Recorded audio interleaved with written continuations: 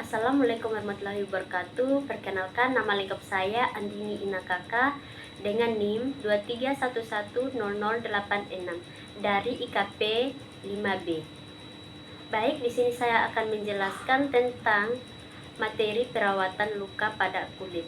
Luka adalah terputusnya keutuhan jaringan tubuh akibat trauma, benda tajam, suhu kimia, atau tekanan yang menyebabkan kerusakan jaringan kulit. Tujuan perawatan luka yang pertama, mencegah infeksi. Yang kedua, mempercepat penyembuhan.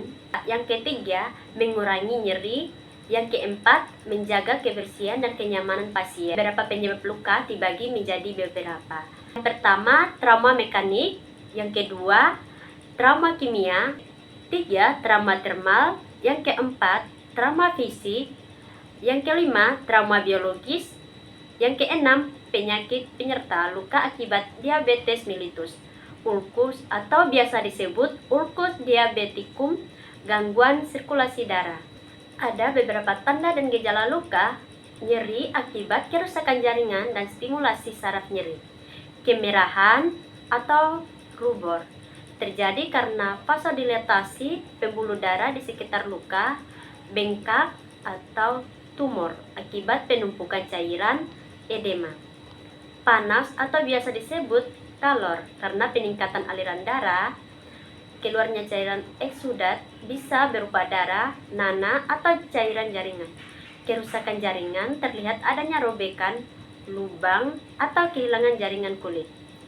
Infeksi luka, berbau, bernanah, kemerahan, meluas, dan demam. Klasifikasi luka dapat dibedakan menjadi beberapa jenis. Yang pertama, luka terbuka. Permukaan kulit terbuka, misalnya luka sayat, luka gores. Luka tertutup, tidak tampak luka luar, tapi terjadi pendarahan di dalam, misalnya memar.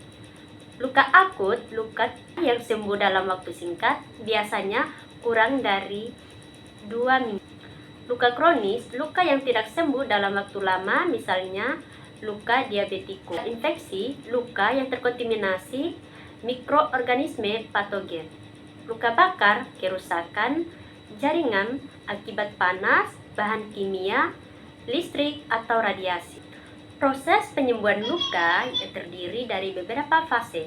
Fase yang pertama, hemostasis 0-2 hari, terjadi pembekuan darah dan pembentukan bekuan clot untuk menghentikan pendarahan.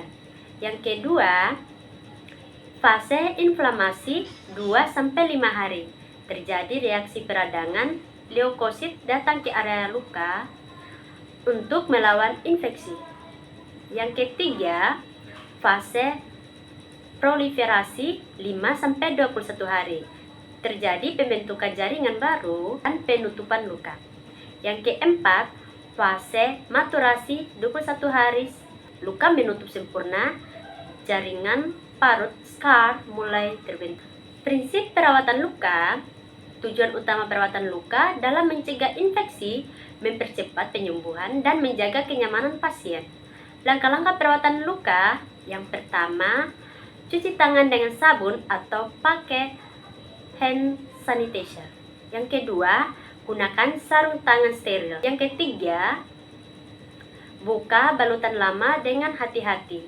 Yang keempat, amati luka, lihat warna cairan, bau, dan ukuran luka. Yang kelima, bersihkan luka, gunakan NaCl 0,9% larutan garam fisiologis. Hindari alkohol atau providon iodin berlebihan pada luka terbuka besar. Yang keenam, keringkan area sekitar luka dengan kasa steril. Yang ketujuh, oleskan obat atau topikal antiseptik bila diperlukan sesuai instruksi dokter. Yang kedelapan, tutup kembali luka dengan perawatan luka, menilai kondisi luka, ukuran, warna, tingkat eksudat, menjaga kebersihan luka dan alat. Memberikan edukasi kepada pasien tentang cara perawatan di rumah. Memantau tanda infeksi dan melaporkan kepada dokter. Mendukung asupan nutrisi pasien protein, vitamin C, dan zinc untuk penyembuhan luka. Ada beberapa faktor yang mempengaruhi penyembuhan luka. Yang pertama, usia. Semakin tua usia, proses regenerasi sel tubuh makin lambat. Kulit menjadi tipis, elastis, menurun. Artinya, luka pada orang lanjut usia sembuh lebih lama dibandingkan orang muda. Yang kedua, ada status nutrisi. Tubuh memerlukan protein vitamin C, vitamin A, zinc, dan zat besi untuk membentuk jaringan baru. Kekurangan gizi menyebabkan proses penyembuhan terhambat. Contohnya, luka pasien yang kekurangan protein akan lama menutup.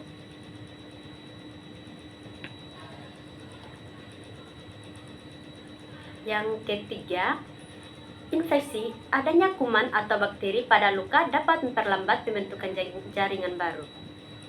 Dan menimbulkan nanah. Akibatnya, luka menjadi merah, bengkak, dan nyeri. Yang keempat, sirkulasi darah. Aliran darah yang baik membantu suplai oksigen dan nutrisi ke jaringan luka.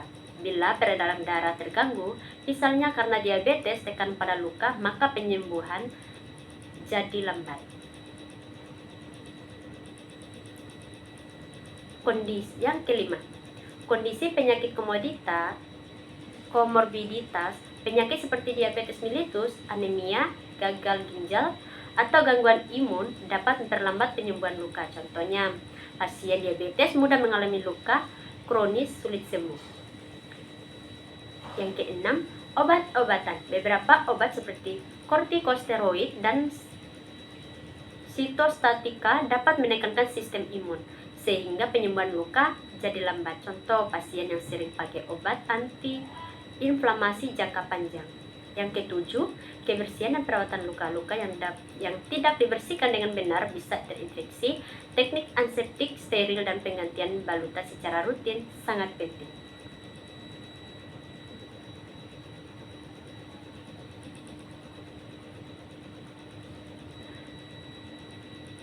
Yang kedelapan, mobilitas dan tekanan pada luka. Luka di area yang tertekan, misalnya bokong, tumit, bisa sulit sembuh karena aliran darah terhambat. Perlu direposisi pasien secara rutin. Yang kedelapan, lingkungan. Suhu dan kelembapan lingkungan juga mempengaruhi. Lingkungan lembab dan hangat mempercepat regenerasi sel, sedangkan udara kering memperlambat. Sekian dan terima kasih, semoga bermanfaat. Assalamualaikum. Sekian dan terima kasih, semoga bermanfaat. Sekian dan terima kasih, semoga bermanfaat. Wassalamualaikum warahmatullahi wabarakatuh.